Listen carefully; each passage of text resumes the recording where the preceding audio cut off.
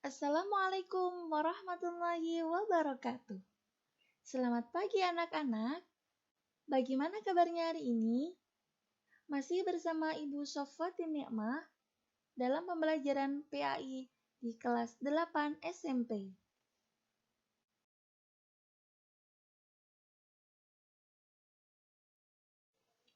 Materi PAI pagi hari ini kita akan membahas tentang hidup sehat dengan makanan dan minuman yang halal serta bergizi. Namun sebelum itu, jangan lupa absen terlebih dahulu ya. Kompetensi dasar yang harus kita capai adalah memahami Quran Surat An-Nahl ayat 114 dengan hadis terkait tentang mengkonsumsi makanan dan minuman yang halal dan bergizi dalam kehidupan sehari-hari.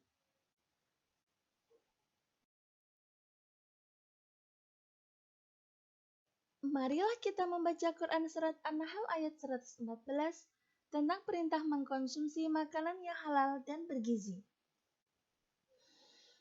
A'udzu billahi minasy syaithanir rajim.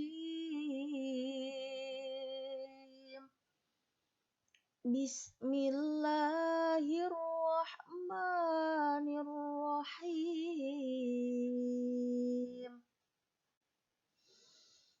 Fakulu mimma razaqakumullahu halalan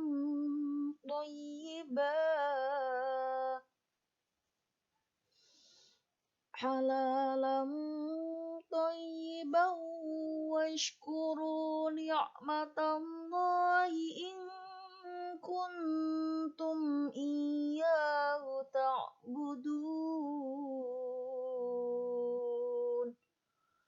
Shadaqallahul azim.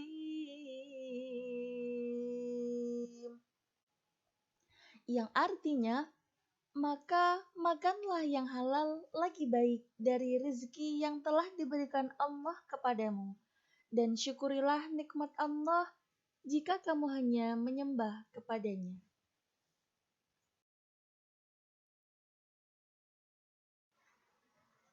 Setelah kita membaca ayatnya tadi, marilah kita mengidentifikasi hukum bacaan tajwid. Bacaan yang pertama adalah fakulu, bacaan mad tabi'i, karena domah diikuti wawu. Bacaan yang kedua adalah mimma, mim bertasydid, bacaan gunnah musyaddadah. Gunnah musyaddadah adalah apabila mim dan nun sukun bertasydid dalam ilmu tajwid namanya gunnah musyaddadah. Bacaan yang ketiga adalah lafadz Allahu, bacaan tafhim atau tebal, karena sebelumnya didahului oleh harokat domah. Hukum bacaan yang selanjutnya adalah halalan thayyiba. Tanwin bertemu dengan to, bacaan ikhfa hakiki. Ikhfa hakiki adalah artinya menyamarkan. Pengertian ikhfa hakiki di sini adalah apabila ada nun sukun atau tanwin bertemu dengan salah satu huruf ta, sa, jim, dal, zal, za, sin, shin, shod, do, dho, fa, qaf, kaf, maka disebut dengan ikhfa hakiki. Bacaan selanjutnya adalah thayyiba. Thayyiba di sini bacaan mad iwad. Mad iwad adalah mad asli yang berlaku ketika waqaf. Di sini mengganti fathah tanwin dengan mad dua harokat karena waqaf. Thayyiban menjadi thayyiba. Selanjutnya thayyibau washkuru. Di sini terdapat bacaan idgham bi gunnah. karena tanwin bertemu dengan waw. Idgham bi gunnah di sini apabila ada nun sukun atau tanwin bertemu dengan huruf salah satu dari waw, ya, nun, dan mim. Bacaan selanjutnya adalah washkuru, bacaan mat tabi'i, karena dhammah diikuti oleh waw. Bacaan selanjutnya kata ni'matallahi, bacaan tafhim atau tebal, karena didahului oleh fathah. In kuntum. Terdapat dua bacaan, yakni dalam kata in kuntum non sukun bertemu dengan kaf dan non sukun bertemu dengan ta. Di sini sama-sama bacaan ikhfa hakiki. In kuntum iyahu, mim sukun bertemu dengan alif, bacaan idhar syafawi. Idhar syafawi adalah mim sukun bertemu dengan selain huruf mim dan ba, maka bacaan tersebut dinamakan idhar syafawi. Iyahu. Fathah diikuti oleh alif, bacaan mat tabi'i. Yang terakhir adalah ta'buduna. Mat arid lis sukun karena waqaf, jadi dibaca panjang. Ta'budun.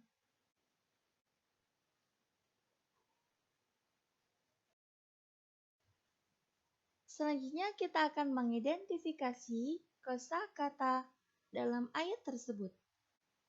Fakulu artinya maka makanlah. Mimma dari apa?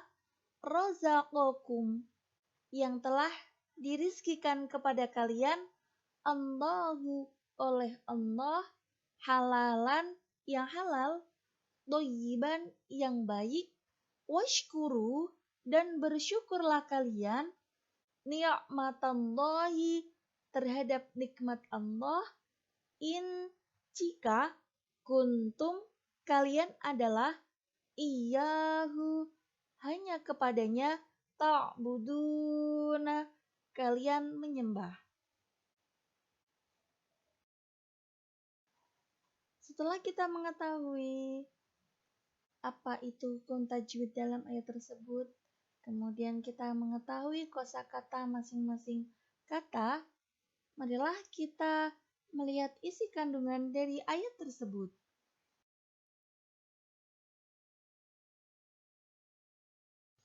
Dalam ayat tersebut, Allah menciptakan bumi dan seisinya dianugerahkan kepada manusia untuk digunakan sebagaimana mestinya.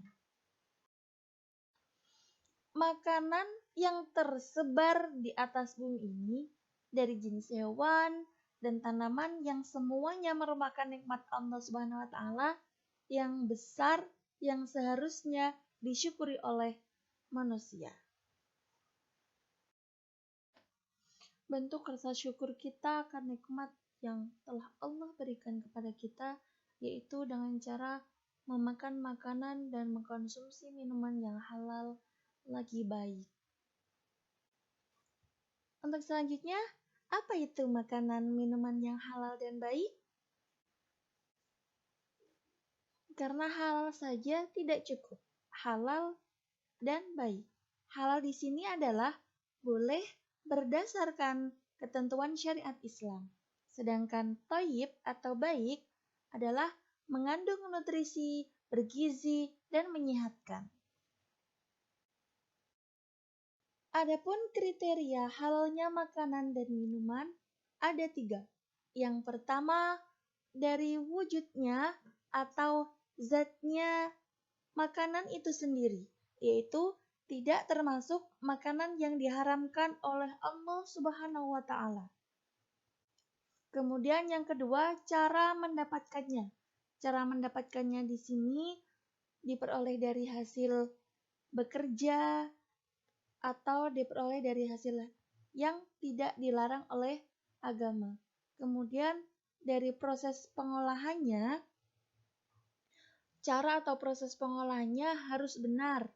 Hewan seperti kambing, ayam, sapi, jika disembelih dengan cara yang tidak sesuai dengan hukum Islam, maka dagingnya menjadi haram. Makanan yang disebut halal Allah Subhanahu wa taala dan Rasul-Nya terdapat dalam hadis yang artinya apa yang dihalalkan oleh Allah dalam kitabnya adalah halal dan apa yang diharamkan Allah di dalam kitabnya adalah haram. Dan apa yang didiamkan atau tidak diterangkan, maka barang itu termasuk yang dimaafkan. Hadis riwayat Ibnu Majah dan Tirmidzi. Apa saja sih manfaat mengkonsumsi makanan minuman yang halal dan baik? Ada yang tahu? Yang pertama adalah mendapatkan ridho Allah karena telah mentaati perintahnya dalam memilih jenis makanan dan minuman yang halal. Yang kedua adalah memiliki akhlakul karimah karena setiap makanan dan minuman yang dikonsumsi akan berubah menjadi tenaga yang digunakan untuk beraktivitas dan beribadah. Adapun manfaat yang ketiga adalah terjaga kesehatannya karena setiap makanan dan minuman yang dikonsumsi bergizi dan baik bagi kesehatan badan. Sekarang, kira-kira bahaya nggak ya kalau mengkonsumsi makanan dan minuman yang haram dan buruk?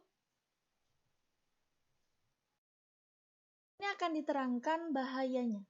Bahaya yang pertama adalah amal ibadahnya tidak akan diterima dan doa tidak akan dikabulkan oleh Allah Subhanahu wa taala. Adapun bahaya yang kedua adalah makanan dan minuman haram bisa merusak jiwa, terutama minuman keras atau khamr. Akibat buruk dari minuman khamr diantaranya seperti menyebabkan berbagai macam penyakit psikologis, gangguan jiwa, misalnya gangguan daya ingat, gangguan mental, kegagalan daya pikir. Kemudian menimbulkan beban mental, emosional, dan sosial yang sangat berat. Dan bahaya yang terakhir adalah menimbulkan beban penderitaan, berkepanjangan, dan hancurnya masa depan. Maka kita harus menjauhi minuman yang diharamkan oleh agama, yaitu minuman keras.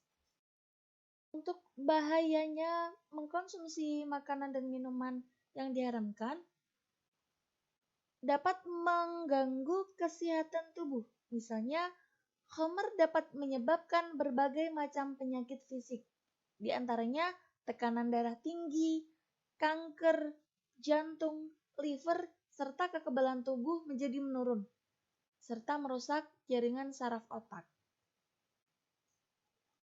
Selain itu, mengkonsumsi makanan yang haram dapat menghalangi seseorang dari mengingat Allah Subhanahu wa taala.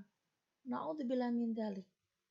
Hal ini terdapat dalam Quran surat Al-Maidah ayat 91 yang artinya dengan minuman keras dan judi itu setan hanyalah bermaksud menimbulkan permusuhan dan kebencian di antara kamu dan menghalang-halangi kamu dari mengingat Allah dan melaksanakan sholat. Maka, tidakkah kamu mau berhenti? Baik, untuk kesimpulan dari materi pagi hari ini tentang Quran Surat An-Nahl ayat 114, bahwa Allah menyuruh umat Islam untuk mengkonsumsi makanan dan minuman yang halal dan baik, serta menghindari diri dari makanan yang haram dan buruk. Demikian pembelajaran hari ini, mudah-mudahan bermanfaat. Kurang lebihnya mohon maaf. Terima kasih. Wassalamualaikum warahmatullahi wabarakatuh.